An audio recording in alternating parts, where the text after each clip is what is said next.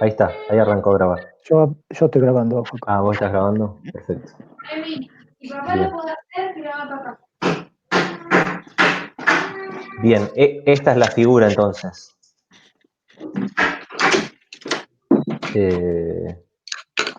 Esa es la figura que vos decías. Bien, Catalina, que no entendía.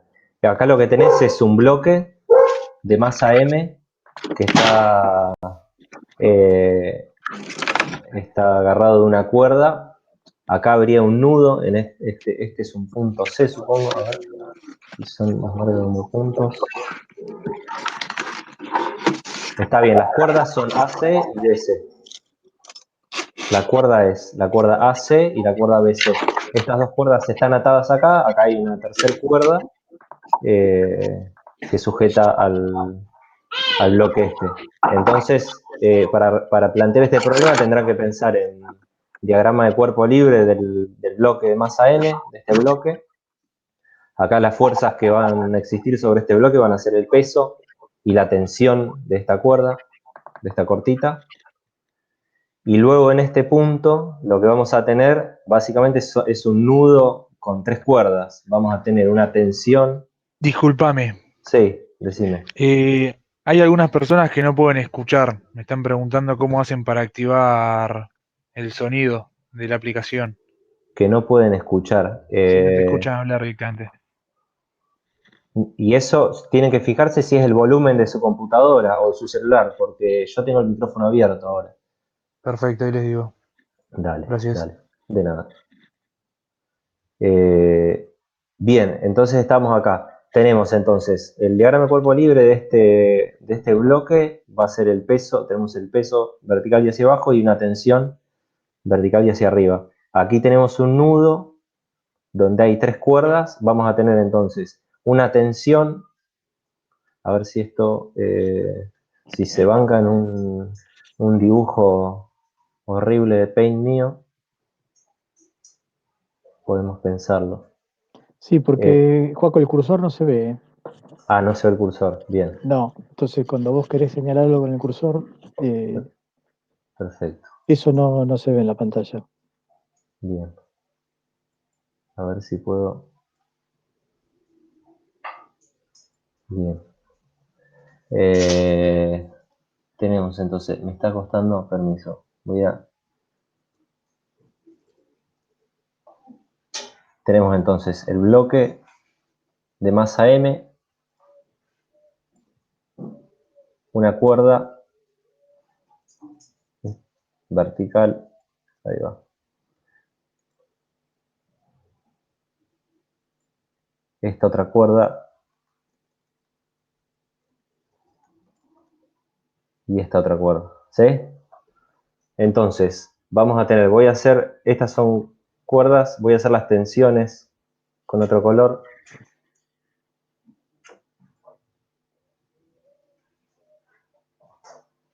Bueno, esa debería ser horizontal, en realidad, es la idea. Y ahora voy a hacer las tensiones. Si hago el diagrama de cuerpo libre del bloque, si hago el diagrama de cuerpo libre del bloque, lo hacemos acá, apartado, vamos a tener el peso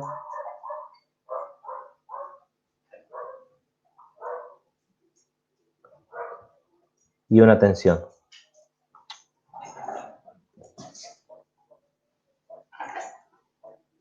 ¿Sí? Vamos a tener el peso y acá una tensión. Esta la podemos llamar tensión 1. Y si ahora pensamos en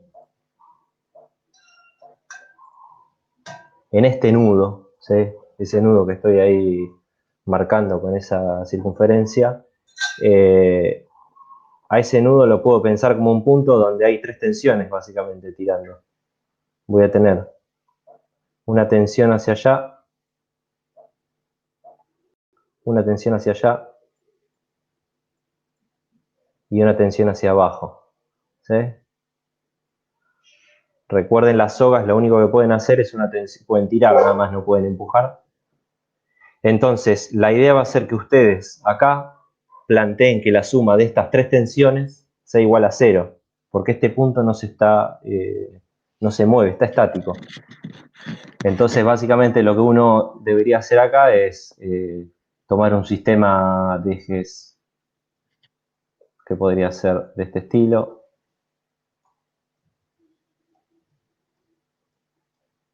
Así, ¿no? Donde este podría ser el eje X y este el eje Y. Entonces lo que tiene acá es, bueno, esta que apunta hacia abajo es la tensión 1, la que llama acá tensión 1. En realidad sería la tensión no prima, ¿no? El módulo sería el mismo que este. Acá tendré otra tensión 2 y acá otra tensión 3. Bueno, tendré que descomponerlas, ¿sí?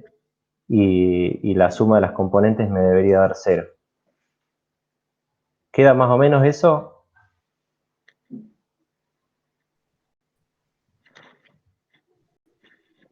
Y después hay que hacer un poquito de trigonometría nada más con los ángulos, porque la información que te da son de los ángulos de la tensión con el de la soga esta con el techo, creo, ¿no? Entonces hay que hacer un poquito de.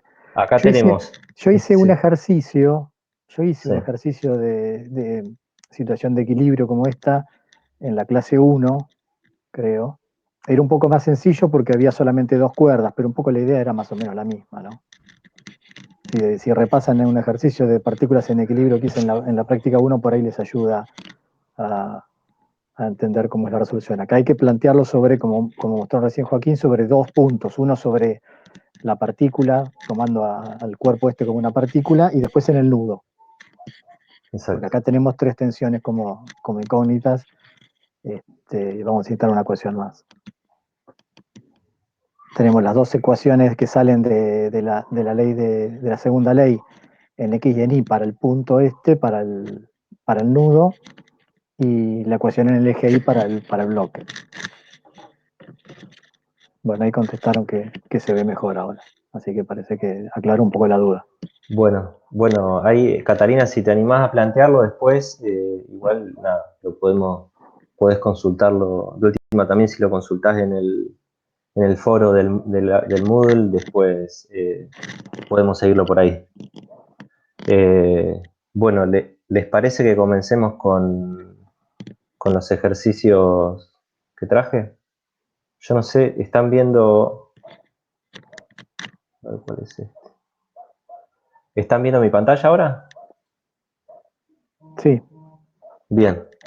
Bueno, el primer ejercicio que tomé es el ejercicio 2 de los adicionales, donde la información que nos da es la posición, nos dice que la posición de una partícula viene dada por el siguiente vector.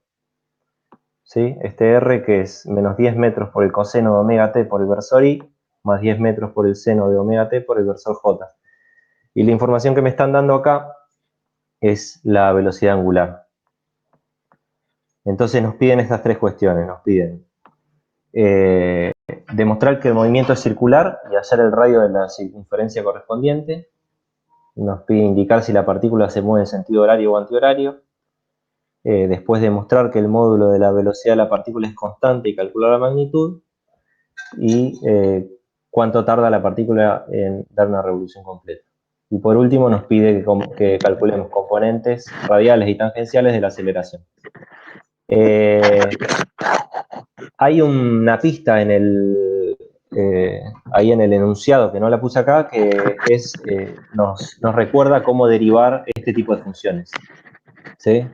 Recuerden que si uno va a derivar una función como esta, como el coseno de omega t, si uno hace la derivada con respecto al tiempo, esto lo ve como una composición. Uno primero hace la derivada del coseno, que es menos el seno, y luego deriva lo de adentro. Esto va de lo de adentro, de la derivada de omega t queda omega, entonces, bueno, más sale un omega. Esa pista está en la práctica, yo no la puse ahí, pero está. Bien, antes de comenzar, o más bien para comenzar, yo no sé si ustedes suelen usar el GeoGebra. El GeoGebra yo no lo suelo usar mucho, pero algunos lo usan. Es un programa que tampoco necesita, digamos, que uno lo baje, porque lo puedes usar online. Si uno busca GeoGebra, entra acá y dice, y uno pone comenzar a graficar, y ya tenemos acá una calculadora gráfica. Por ahí, qué sé yo, por ahí, no sé, por ahí es una boludez, pero esto sirve si por ejemplo, en este ejercicio, yo digo, bueno, esta es la posición de la partícula en función del tiempo. Bueno, me pregunto, ¿dónde está para t igual a 0? Para t igual a 0 me va a quedar de la siguiente forma. Acá uno puede graficar puntos. Entonces, bueno, si t es 0, esto va a ser menos 10 metros por el coseno de 0 versor i, más 10 metros por el seno de 0 versor j. Acá el GeoGebra usa pares ordenados. Pone uno primero la componente en la dirección X y luego la componente en la dirección Y.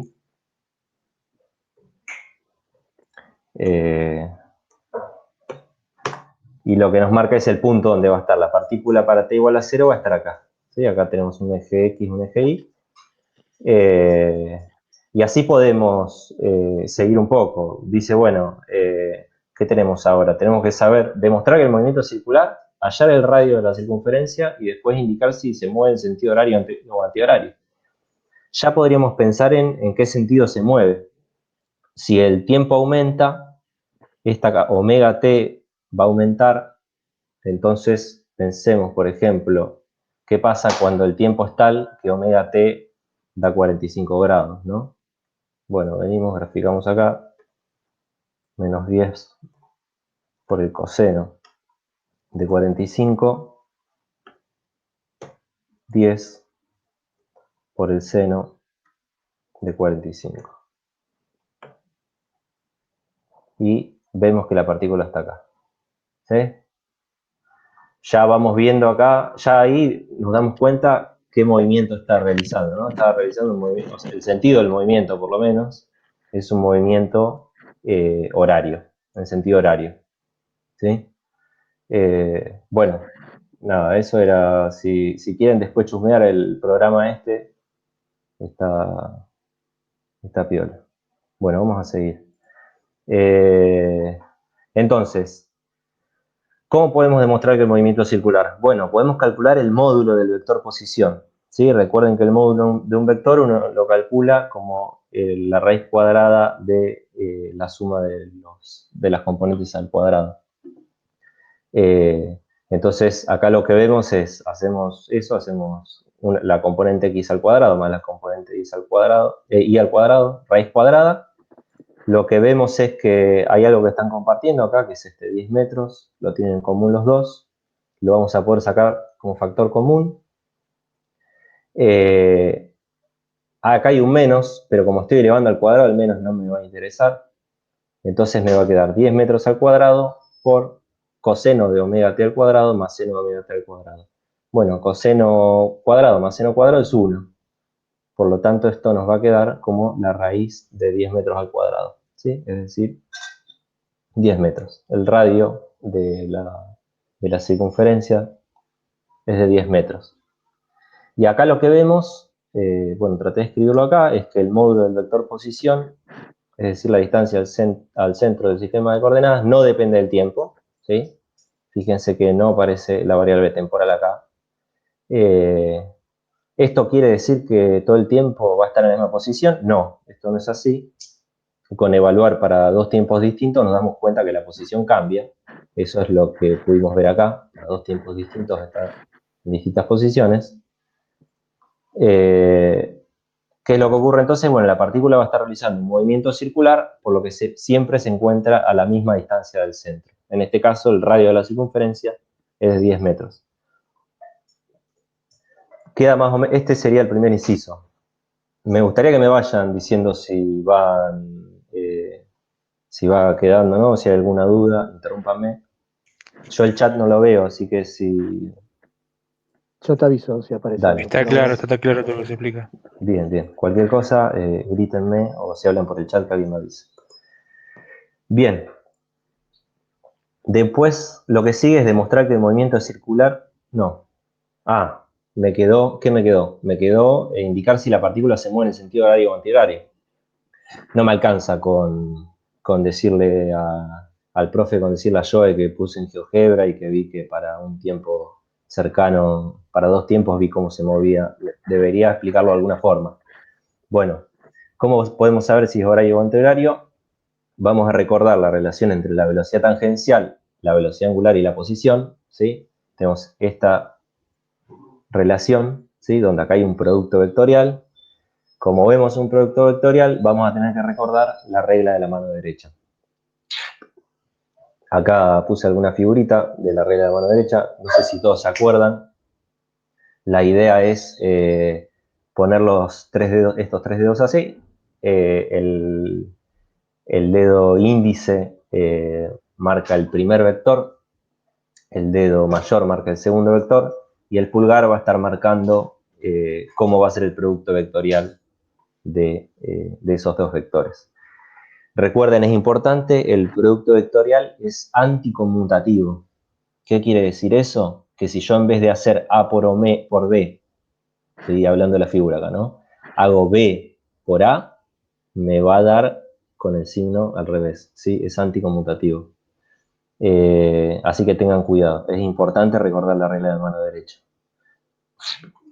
La figura que tenemos acá al lado es básicamente un movimiento circular. Vemos la posición, la partícula está acá en el punto P.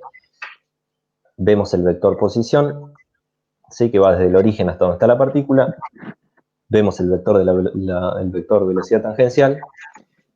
Y en este caso, tenemos que el vector omega es un vector que es perpendicular a estos dos, y en este caso es hacia arriba. Esto lo podemos corroborar, bueno, yo no tengo intenten ustedes hacer la regla de mano derecha con estos tres vectores. La idea es poner el dedo índice como el primer vector, como omega, el dedo, el mayor como R, y el pulgar, fíjense que debería apuntar en la dirección de B. No sé si Acá sale preguntan eso. que no entiende lo de la mano derecha, dice que tiene que ver con el sentido. ¿Qué tiene que ver con el sentido? Bien, bien, a ver. Esto tiene que ver con el sentido porque, ¿ven esta figura que está acá abajo? Esta figura que está acá abajo es una partícula que se está moviendo en sentido, si la miro desde arriba, sentido antihorario, ¿sí? Cuando la partícula se mueve en sentido antihorario, la velocidad angular va a ser como este vector. Va a tener esta dirección y este sentido. Si la partícula se moviese en sentido horario para el otro lado, la velocidad angular sería un vector que apunte hacia abajo, ¿sí? Entonces, el sentido de la velocidad, el sentido de la velocidad angular me va a estar dando una idea de si es horario o antihorario el movimiento. ¿Queda eso?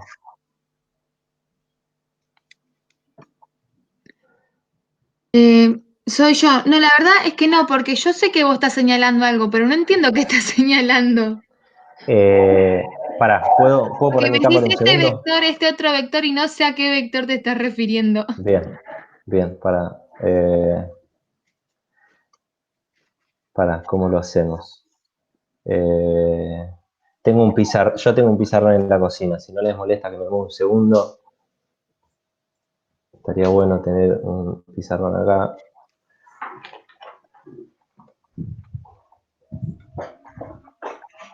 Bien, voy a borrar las recetas, permiso. Vamos a ver si se ve acá.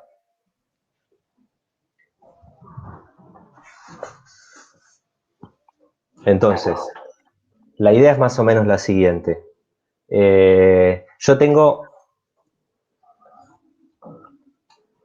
un sistema de ejes cartesianos y una partícula que describe un movimiento circular. ¿Se ve ahí más o menos? Sí, sí. Bien. Bueno, si la partícula está acá, por ejemplo, la posición va a ser la siguiente. Esta va a ser la posición de la partícula. ¿Sí? Ahora, la velocidad, recuerden que es tangencial a la trayectoria. Entonces la velocidad va a ser así. Cuando nosotros hablamos de velocidad y no decimos velocidad angular, vamos a estar refiriéndonos a la velocidad tangencial, a la que denotamos con una B corta, ¿sí? La que calculamos como la derivada de R en función de t, ¿sí? Sí. Bien, si la partícula está girando en sentido antihorario, como es en este caso, en este dibujo que está acá, entonces lo que se va a cumplir es que el vector velocidad angular es un vector que sale del pizarrón y apunta hacia afuera. Esto, ¿cómo lo podemos ver? Lo podemos ver, de nuevo voy a anotar acá la relación esa, la relación es B de velocidad es igual a omega, producto vectorial R. Y ahora voy a usar la mano derecha. Bien, en este caso, R apunta, ¿no? Va del origen hacia donde está la partícula y la velocidad es tangencial. Entonces, el primer vector es omega. ¿Sí? No sé si se llega a ver ahí. El primer vector es omega. Omega debería ser el primer vector, el primero para la mano derecha. Voy a usar el dedo índice. El segundo vector, que es R, ¿sí? Es el que voy a indicar con el mayor. Y el pulgar es el que me va a indicar cómo es la velocidad. ¿Sí? Entonces, omega, si fuese, fíjense que si yo tengo un omega, bueno, esto se va a complicar un poco. Si yo tengo un omega que es hacia adentro y R es el vector que apunto con la mano, con el dedo mayor, fíjense que el pulgar me va a quedar apuntando directamente en el sentido opuesto a la velocidad que tengo ahí dibujada. No sé si eso se ve. Me van a tener que ayudar haciéndolo ustedes también. En cambio, si omega es hacia afuera, ahora apunto R como en este caso hacia donde está la partícula, bueno, la velocidad me va a quedar apuntando como está en el dibujo. ¿Sí? Para ver el sentido de omega, también pueden hacerlo directamente girando la mano en el sentido Bueno, con los dedos apuntando, ¿no? Esa forma también, para ver omega directamente, por ahí es más intuitivo verlo de esa manera que verlo del producto vectorial. Bien, muy bien, Joel, mucho más fácil. ¿Cómo es esto? Si es en sentido antihorario, ¿qué es lo que hago? Con la palma de la mano recorro la trayectoria en el sentido de circulación, el pulgar me apunta hacia donde va omega. Entonces, en este caso, si es antihorario, me va para allá. ¿Sí? Omega apunta para afuera. Omega va a ser un vector que salga del pizarrón, ¿sí? Y que apunte hacia afuera. En este caso, hacia nosotros. ¿Sí? Si el movimiento fuese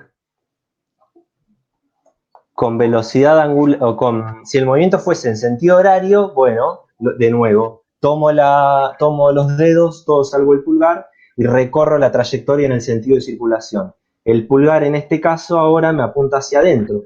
Omega va a ser un vector que esté apuntando hacia adentro del pizarrón. ¿Sí? Sí, sí. ¿Se entiende esa forma de saber cómo apunta omega? O sea, ¿cuál es la relación entre omega y... Bueno, esto es... trato de responder lo que habían preguntado hoy. ¿Qué tiene que ver esto con cómo es, si es sentido horario o antihorario? Bueno, tiene que ver porque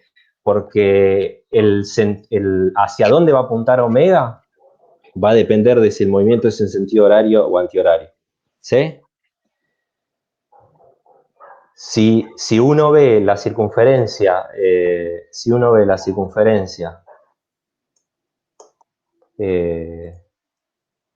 desde arriba y uno tiene un movimiento en sentido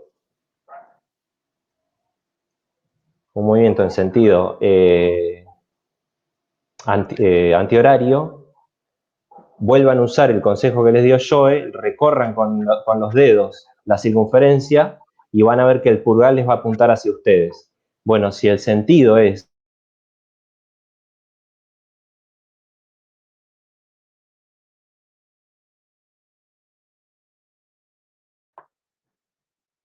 No se te escucha, Joaquín.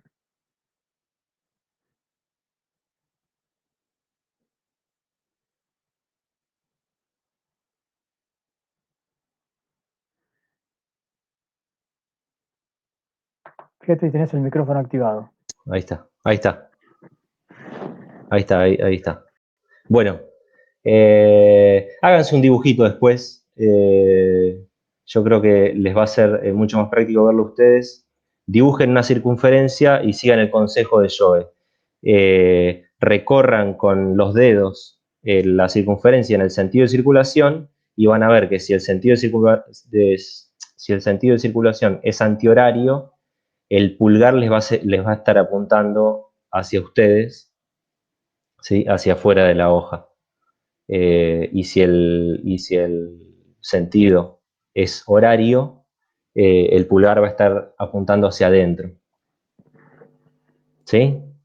Por eso es que yo lo que hago es recordar esta relación, este producto vectorial. Bien, ¿queda muy confuso eso? No, quedó claro. Para mí quedó claro.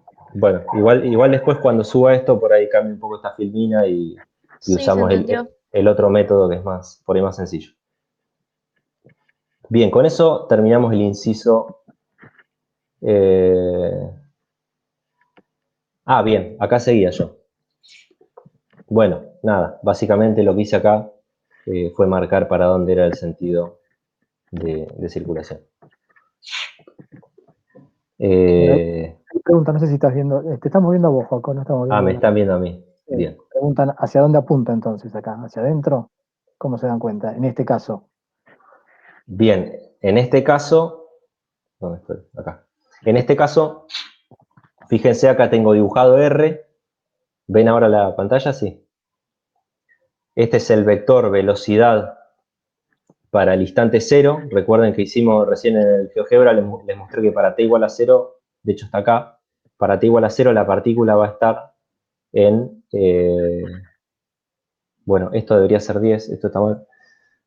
Para t igual a 0 la partícula debería estar en este punto, ¿sí? Debería ser R como el que se marca acá, y la velocidad debería ser este vector que está en azul, ¿sí? Fíjense que si ustedes recorren si la velocidad va a ser tangencial y va a apuntar hacia arriba, el movimiento en este caso va a ser el sentido horario. ¿Sí? Bueno. Sí, es evidente del dibujo, ¿no? Ya ahí directamente viendo dónde está la partícula y hacia dónde apunta la velocidad tangencial, uno se da cuenta hacia dónde va a girar y ya puede saber que en ese caso va a ser movimiento horario, por lo tanto con la mano derecha lo que vemos es que la velocidad angular como vector, si quieren, apunta hacia adentro de la hoja en este caso. Bien. Bueno. Después, el inciso B dice demostrar que el módulo de la velocidad de la partícula es constante y calcular su magnitud. Y pregunta cuánto tarda la partícula en hacer una revolución completa. Acá, bueno, por ahí me faltó un poco de álgebra. Acá escribí directamente la velocidad. Recuerden que la pista, nosotros partimos de este vector posición, ¿sí? Y la pista que les da el enunciado es cómo derivar funciones del estilo coseno de omega t y seno de omega t. Recuerden, es una composición de funciones. Uno deriva primero, por ejemplo, el coseno y luego lo multiplica por la derivada de lo de adentro, ¿sí? Desde donde va a salir un omega. La derivada del coseno es menos el seno, entonces esto me va a quedar 10 metros por menos el seno, había un menos, por eso me queda positivo, por omega por el seno de omega t. ¿Sí? Y la otra componente me va a quedar de este estilo, la otra componente, ¿sí? Acá por ahí cuando lo suba puedo agregarle el paso ese de la derivación. Igual no estaría mal que ustedes tomen R, esta R, y la deriven con respecto al tiempo, ¿sí? Van a llegar rápidamente a este resultado. ¿Qué hacemos? Calculamos el módulo de la velocidad, ¿sí? Recuerden, elevamos al cuadrado las componentes, las sumamos y luego hacemos la raíz cuadrada. Nuevamente nos va a pasar lo mismo que cuando calculamos el módulo de R, ¿sí? Sacamos factor común 10 metros por omega y nos va a quedar acá el seno cuadrado de omega t más el coseno al cuadrado de omega t, que es 1, ¿sí? Por lo tanto, el módulo de la velocidad va a quedar 10 metros por omega. Recuerden que omega era 2 radianes por segundo. Tenemos entonces el módulo de la velocidad va a ser 20 metros por segundo, y fíjense que no depende del tiempo. El módulo no depende del tiempo, ¿sí? Eso no quiere decir que la velocidad sea constante. Recuerden, en todo movimiento circular, la velocidad va a variar, ¿sí? Recuerden, siempre es tangencial a la trayectoria. Bien, y para calcular cuánto tarda en dar una vuelta, recordamos la relación entre el periodo y omega, que es esta, ¿sí? Omega era 2 radianes por segundo, o sea que el tiempo que va a tardar se me va el 2 de arriba con el de abajo, el tiempo que va a tardar en una vuelta va a ser pi segundos, ¿sí? Que es aproximadamente 3,14 segundos. ¿Esto queda más o menos? ¿Hay alguna duda?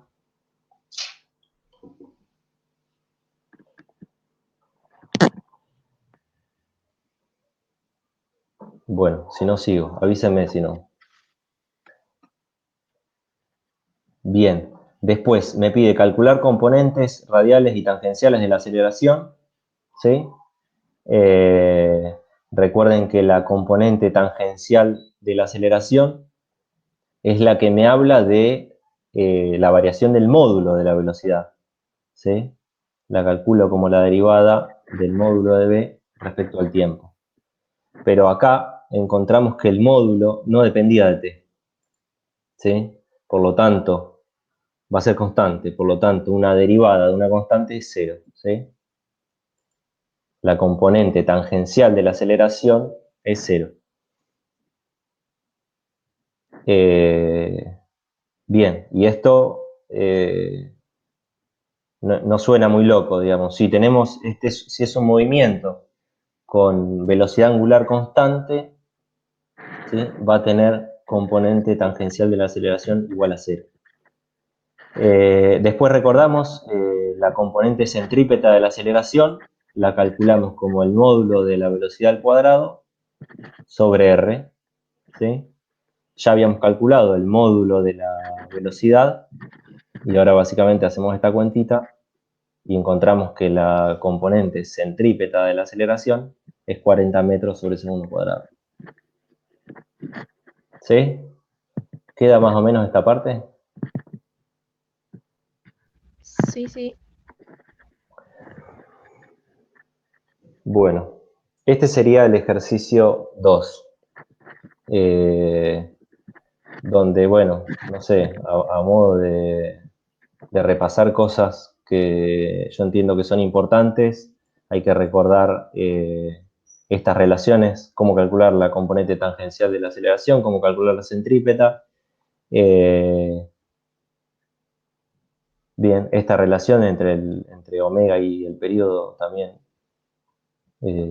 por ahí es importante. Y bueno, esto lo voy a reescribir un poco con el consejo ese de Joe de la otra forma tal vez más sencilla de saber para dónde apunta omega, si el movimiento es horario o antihorario. Bien. Bueno, ¿quedó más o menos este? ¿Quieren que pasemos al otro?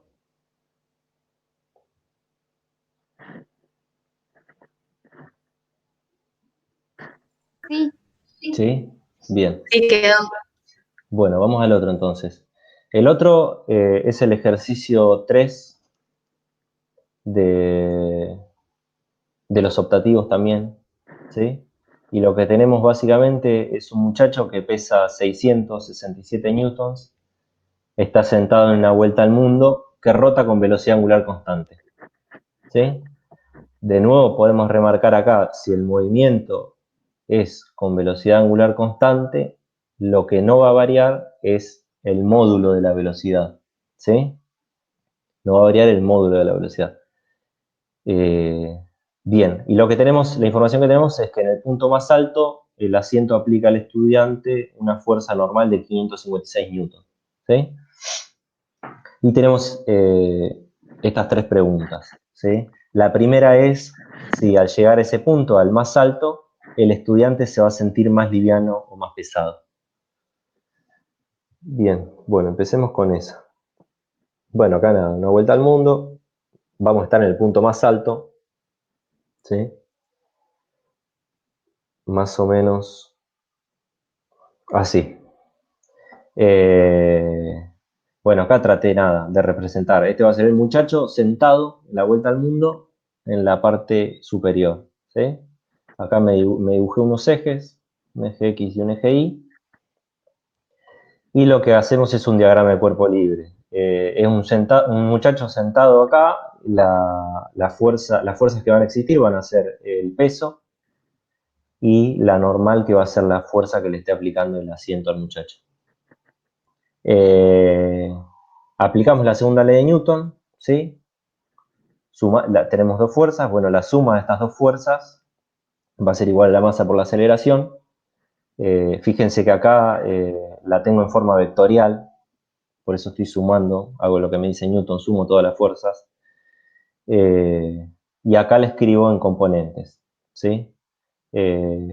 Sumo las componentes en la dirección Y, y lo que tengo es la normal. Fíjense, yo con este eje quise marcar que apuntaba, con esta flecha quise apuntar que el eje Y es positivo hacia arriba, o sea que me queda la normal menos el peso, ¿sí? Y esto es, el valor de la normal lo tenemos, es lo que nos dice el enunciado, vale 556 newton, y el peso vale 667 newton, acá me falta la unidad. Fíjense que el resultado es menos 111 newton, ¿sí? Bueno, ¿qué quiere decir que sea menos 111 newton? Quiere decir que la resultante es una fuerza que apunta hacia adentro, ¿sí?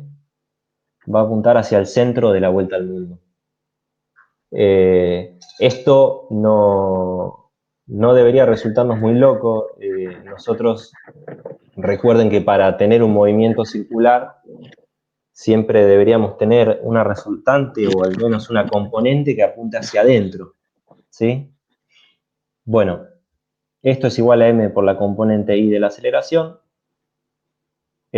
Ahora acá tendría dos problemas porque no conozco la masa y no conozco la aceleración, pero tengo información porque conozco el módulo del peso, y como el peso lo puedo escribir como la masa por G, donde G es 9,8 metros sobre segundo cuadrado, puedo calcular la masa. Y habiendo calculado la masa, calculo la aceleración, la componente de la aceleración, ¿sí? Fíjense, la componente de la aceleración me da negativo, ¿sí? ¿Qué quiere decir que sea negativa? Bueno, quiere decir que va a apuntar hacia adentro, ¿sí? En este instante, el muchacho va a estar acelerado hacia el centro. Esa aceleración, o esa componente de la aceleración, es la que usualmente llamamos componente centrípeta, ¿sí? Bien. Una Sí. aclaración que por ahí vale la pena, no sé si a alguno le llamó la atención. Si se acuerdan, en la clase yo hice un ejemplo que era un carrito de una montaña rusa que recorría toda una circunferencia, y yo me paré en el punto, me paré en varios puntos para analizar cómo eran las fuerzas que actuaban sobre el carrito, y hay una diferencia importante respecto al dibujo que hizo Joaquín acá, y es el sentido hacia el cual apunta la normal. No sé si todos se dieron cuenta o a alguno le llamó la atención. Fíjense que acá la normal, Joaquín la dibujó hacia afuera de la circunferencia, o sea, hacia arriba. Eso porque en esta situación la persona está sentada en el carrito, en la silla, en una silla, y el carrito y Sí, el carrito en el que está sentado está siempre horizontal con la cabeza hacia arriba, nunca se invierte. Es distinto lo que pasa en una montaña rusa, en el que uno va sentado y queda cabeza mirando para abajo cuando está en la parte superior.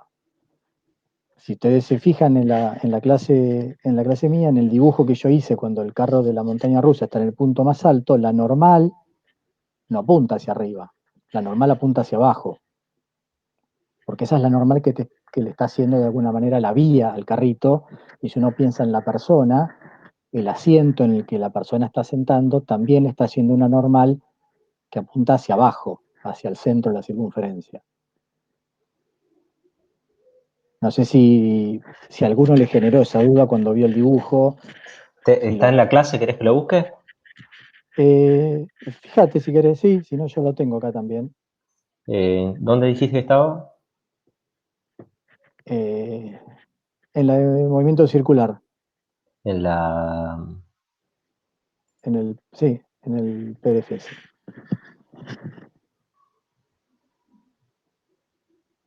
Bueno, ahí tenés, ahí está el dibujo, ¿no? O sea, ¿entienden cómo es la diferencia entre un problema y otro? En este problema, como dice Joe, uno va sentado, no sé, en un Sí, en un carrito, lo que carrito de montaña sea. rusa y da toda la vuelta por adentro de la vía y arriba queda cabeza abajo.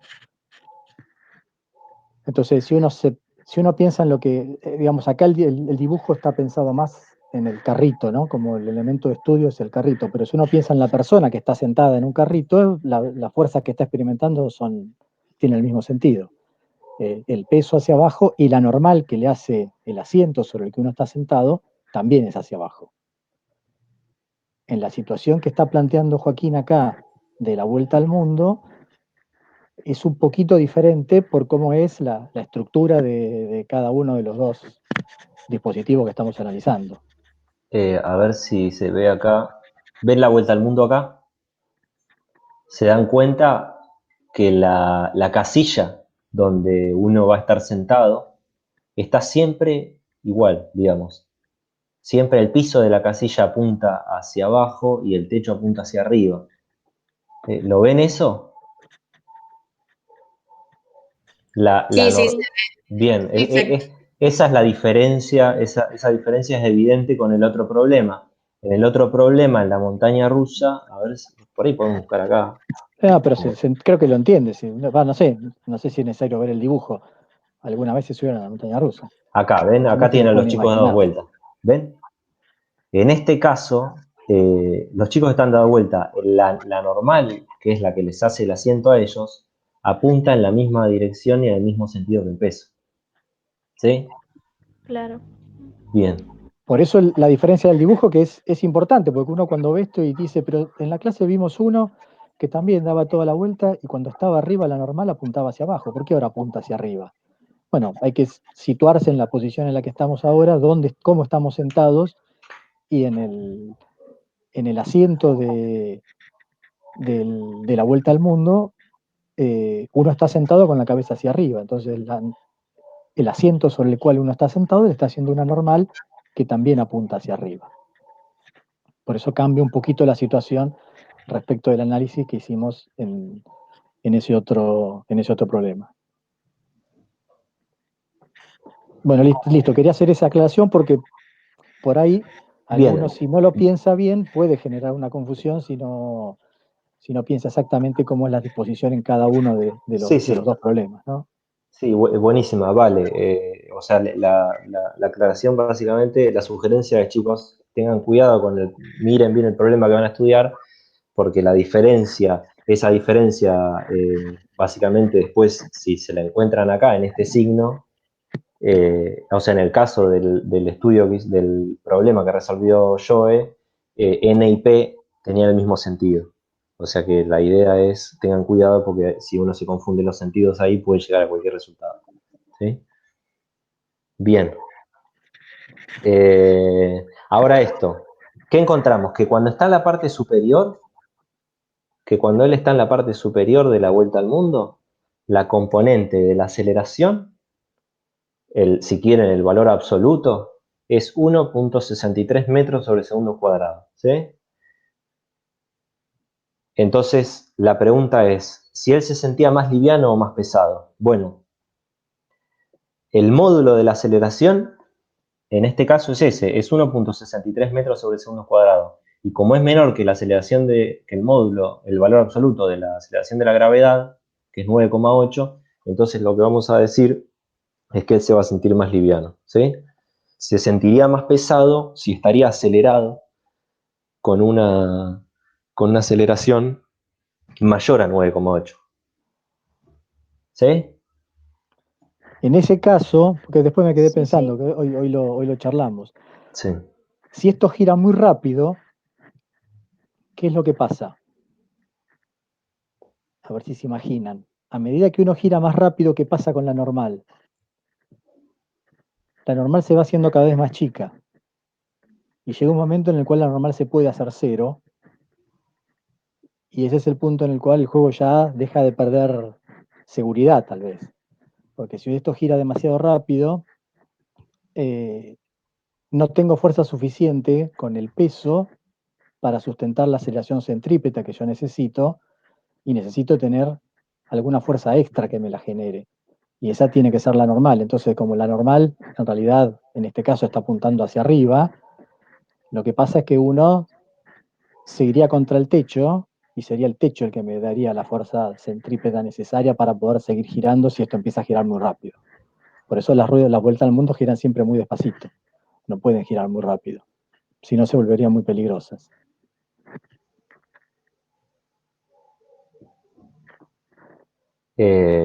¿Quedó eso más o menos que les comentó Joe? Sí, sí, ¿Sí? sí. Bueno, les doy una pista, si no, después se pueden sentar y hacer las cuentas. La idea básicamente es acá, si me siguen acá, fíjense, esto es entonces n menos p igual a la masa por la componente de la aceleración. Esta es, en este caso, va a ser la componente centrípeta. Recuerden que la Marcalo, pueden... marcalo aunque sea a ver si podés el texto, porque si no, no se ve que está señalando. Esta, Ahí está. ahí está. Esa es la componente centrípeta de la aceleración. ¿Sí? Esta que está acá es la componente centrípeta de la aceleración. La pueden escribir, recuerden, como b cuadrado sobre r, ¿sí? Como el módulo de la velocidad al cuadrado sobre el radio sobre el radio de la órbita. Entonces, lo que les dice yo es, ojo, presten atención, hay una relación directa entre la velocidad y el valor de la normal. ¿Sí? El peso no puede cambiar. Mientras nosotros estemos en la superficie de la Tierra, el peso lo calcularemos como la masa por 9,8 metros sobre segundo cuadrado, ¿sí? Ahora, el valor de la normal va a depender directamente de la velocidad con la que uno esté dando vueltas, ¿sí?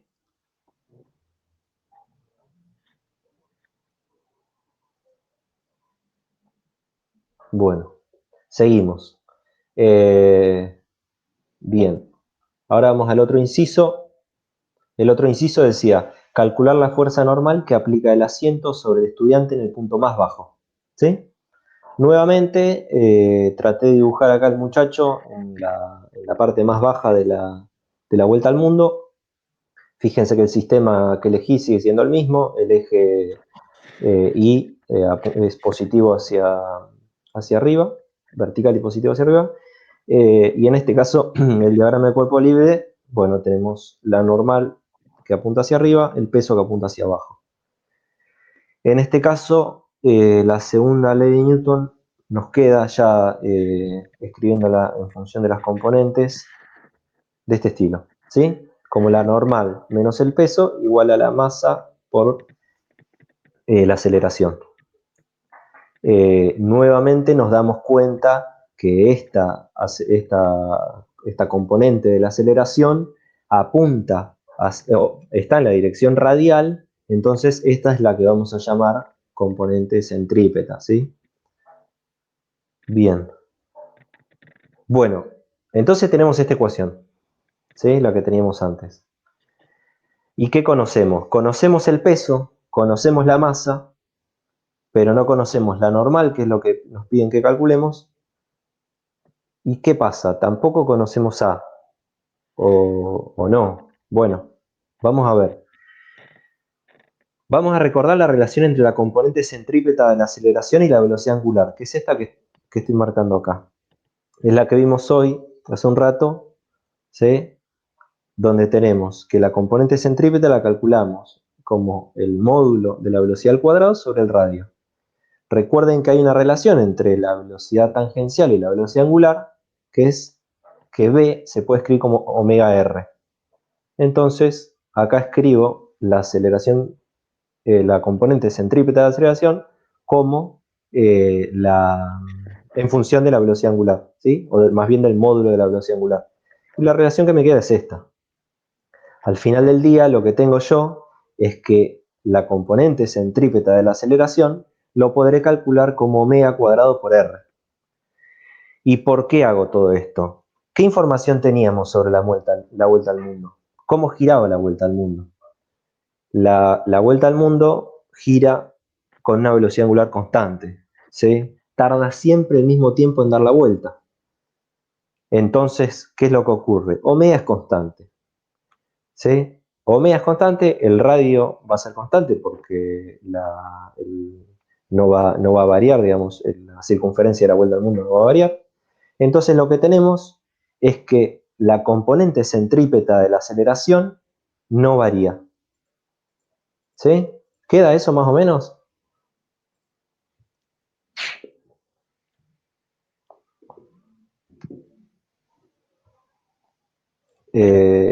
Bien, ¿y por qué?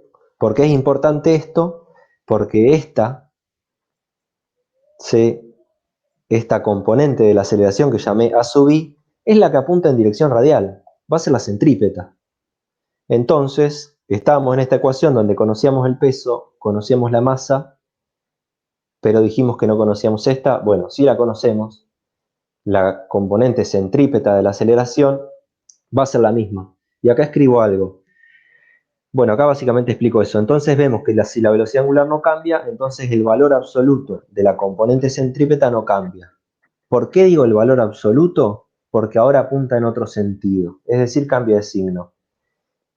¿Qué quiero decir con esto? Recuerden, en un movimiento circular, la componente centrípeta de la aceleración siempre va a apuntar hacia el centro, ¿sí? En este caso, no sé si lo ven acá, al lado del hombrecito, estoy tratando de marcar hacia dónde apunta la componente centrípeta de la aceleración. En este caso apunta hacia adentro, ¿sí? En este caso es en el sentido positivo de los i. Si me permiten irme al otro dibujo, acá, recuerdan que obtuvimos un signo menos, ¿sí? En este caso apunta hacia abajo, ¿sí? Bueno, nada, marcar eso. Recuerden, siempre la centrípeta va a apuntar hacia el centro. Acá estoy. Entonces retomamos esta ecuación. Tenemos la normal menos el peso igual a la masa por A sub i. La normal no la conocemos, el peso lo conocemos, la masa la conocíamos y la componente de la aceleración la conocíamos, es la misma que antes. ¿Por qué es la misma que antes? Por lo que estudiamos acá, por esto. Esta es la justificación, o si quieren está acá la justificación, ¿sí? Tiene que ver con esto. Si la velocidad angular no cambia, entonces la componente centrípeta no cambia, ¿sí? De esta manera, nada, con un poco de álgebra tiro este para aquel lado y hallo la normal, ¿sí? Y acá le escribo en forma vectorial. ¿Queda eso más o menos? Más o menos no. Avísenme, chicos, porque si no estoy como un poco perdido. Sí, está siendo muy, muy claro todo el ejercicio. Bueno, gracias. Igual párenme cualquier cosa. Entonces, calculamos la normal cuando está pasando por abajo. ¿Sí? Con eso respondimos el segundo inciso.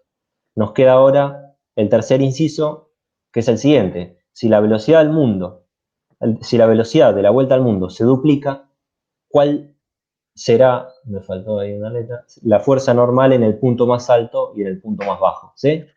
Básicamente tengo que calcular la normal con estas nuevas condiciones. Ahora la velocidad va a ser el doble. ¿Sí? Bueno, retomo esto, que es escribir a la componente centrípeta de la aceleración como omega cuadrado por r. Esto, recuerden, también lo podían escribir como b cuadrado sobre r. ¿Sí? ¿Y qué tengo acá? Que si la velocidad se duplica, entonces la componente centrípeta se cuadruplica. ¿Sí?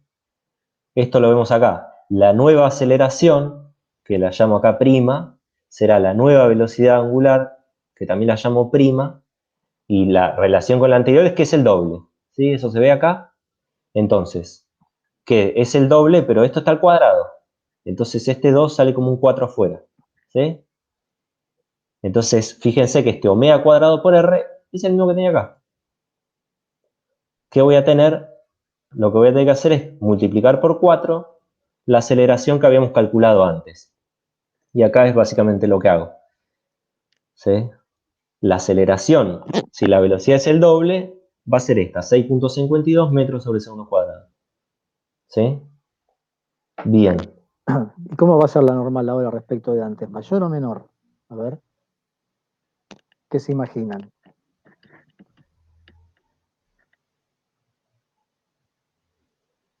Hagan sus apuestas. ¿Se imaginan a...? ¿Cómo va a ser la normal ahora ahí arriba, en ese punto más alto, cuando voy al doble de velocidad? Menor. Menor, dicen por ahí. ¿Por qué menor? Menor también. ¿Por qué? ¿Por qué menor? Porque habíamos dicho que a medida que agrandábamos la aceleración, podíamos llegar a un punto que la normal era cero. Claro, Por lo pero tanto, la normal tenía que ir checándose. claro, y eso sale de mirar el dibujo también, ¿no? De cómo son los dos vectores. La única que me puede dar una componente centrípeta hacia adentro, que es la que yo necesito para escribir el momento circular, es el peso, y el peso no cambia. Si aumento la velocidad, aumenta la aceleración centrípeta, la única opción que tengo es que la normal disminuya para poder seguir aumentando la aceleración centrípeta, porque al peso no lo puedo cambiar. ¿Y cuál es la aceleración límite que puedo llegar a tener?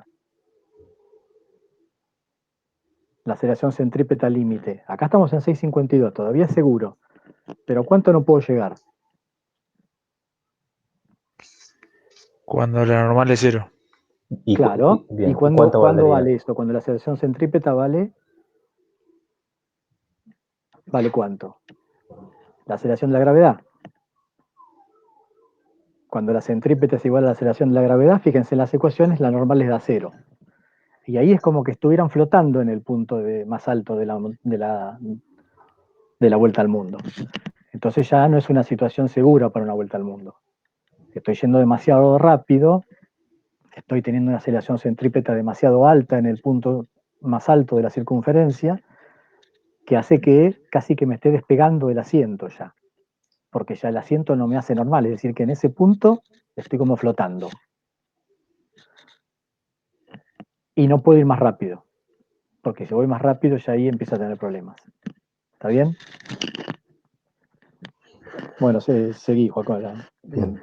Pero está bien, Para, es interesante para eso. despertarlos un poco, a ver si están Es ahí. interesante eso que dice yo. Bien. Eh, bueno, entonces, tenemos que ahora la aceleración vale 4 veces la aceleración que teníamos antes. En el caso que estamos acá, este es el caso en la parte superior, tenemos entonces de nuevo la segunda ley de Newton, la tenemos acá. La aceleración ahora vale 4 veces la anterior, ¿sí? La masa no varía, el peso no varía, y como vemos, como bien dijeron antes, ahora la normal vale 223 newton, ¿sí? Es bastante menor a la normal que teníamos antes, que era casi del orden de 500 y pico, ¿sí? Acá la escribo en forma vectorial. Bien. Bueno, y el otro caso es abajo, ¿sí? En el punto más bajo, de nuevo, según la ley de Newton. En este caso, fíjense la diferencia con el anterior, es el signo, acá lo tengo positivo. De nuevo, en un movimiento secular, la componente centrípeta de la aceleración siempre apunta hacia adentro. En este caso, que apunta hacia adentro, significa que es una cosa así, ¿sí? Que apunta hacia arriba. Esto es positivo en el eje Y. Y acá, en este caso, aumenta, ¿sí? La normal Acá es... pasa lo contrario porque pasa- el peso ahora me está apuntando hacia abajo, o sea, el peso me va en contra del sentido que yo necesito para la aceleración centrípeta. Entonces, la única fuerza que me puede dar el sentido necesario para dar la vuelta, para realizar la circunferencia, o sea, para tener una aceleración que tenga una componente hacia el centro de la circunferencia, es la normal. Entonces, la normal crece. Y si lo imaginan ustedes, esto pasa, ¿no? Cuando están en una vuelta al mundo y van muy rápido, abajo se pegan más a la silla y arriba es como que se despegan un poco más de la silla, ¿no? Si lo piensan con sentido común, se van a dar cuenta que es natural estos resultados que estamos encontrando. Lo que pasa es que, bueno, ahora un poco los entendemos.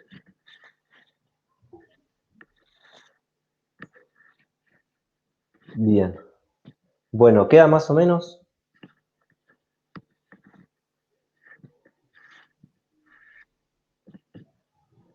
Vuelvo, a ver, voy a volver a mi pantalla. Ahí estoy.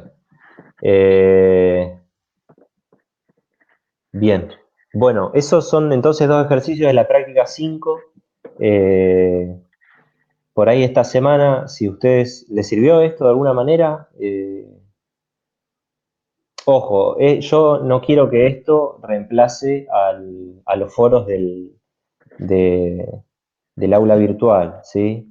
Voy a insistir mucho, usen el foro del aula virtual. El foro del aula virtual además es un espacio que sirve para todos y para todas, porque donde uno pone la consulta, el resto puede entrar, tal vez tiene la misma duda, ¿sí? Se puede ahí hacer alguna interacción, ¿sí? Entonces, digo, siempre vayan al foro.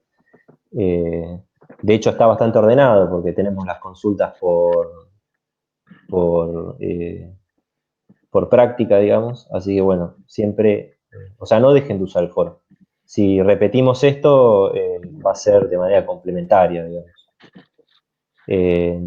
Bueno, por ahí después de esta semana podremos tal vez hacer alguno de la práctica nueva y por ahí hacer alguno de la práctica 4 o no sé, no sé Sí, me parece cómo. que por ahí podremos aprovechar el horario del viernes, tipo 10:30, 11, como el otro día que hicimos la charla. Sí, Este, aprovechar ese horario, que es un horario que todos deberían estar. Yo digo, porque hoy improvisamos este horario medio sobre la marcha como para poder ver qué tal funcionaba la cosa. Pero por ahí podríamos dejar un horario fijo de los viernes, aprovechando el horario que tenemos de práctica los viernes, y hacer esta discusión que me parece que es rica, digamos, da como para este, poder charlar algunos temas y algunas cuestiones que por ahí en una consulta por el foro tal vez se pierdan un poco o sean más difíciles de transmitir. Este, esto también tiene sus limitaciones, ¿no? Pero bueno, es lo más cercano que tenemos a por ahí estar sentados al lado de ustedes contándoles o resolviendo un ejercicio juntos. No es lo mismo porque estamos interactuando con un montón y no tienen la misma posibilidad de participar como cuando uno está sentado al lado de ustedes y estamos charlando uno a uno.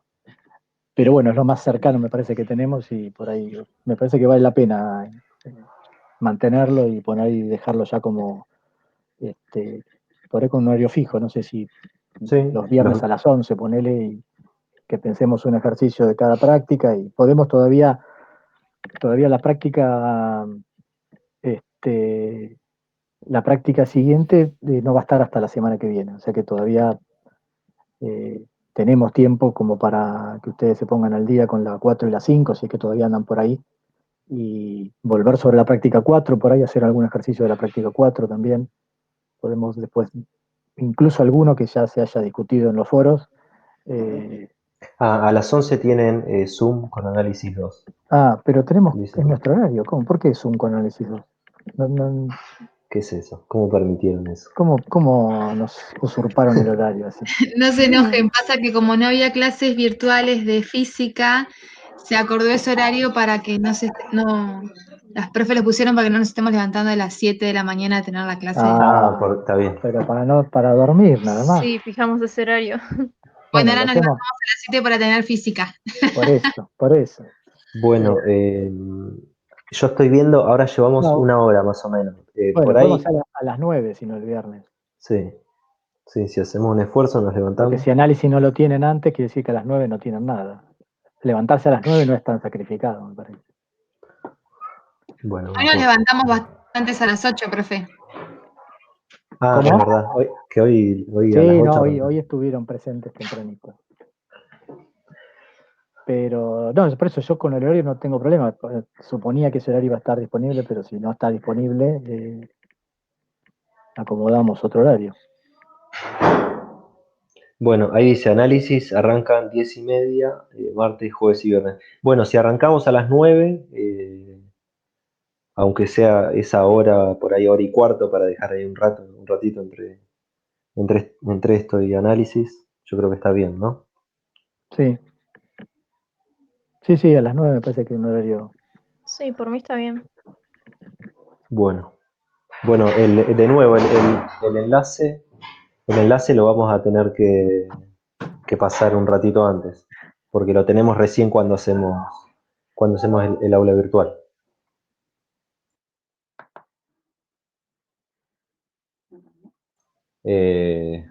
Bueno, se me está descontrolando el perro.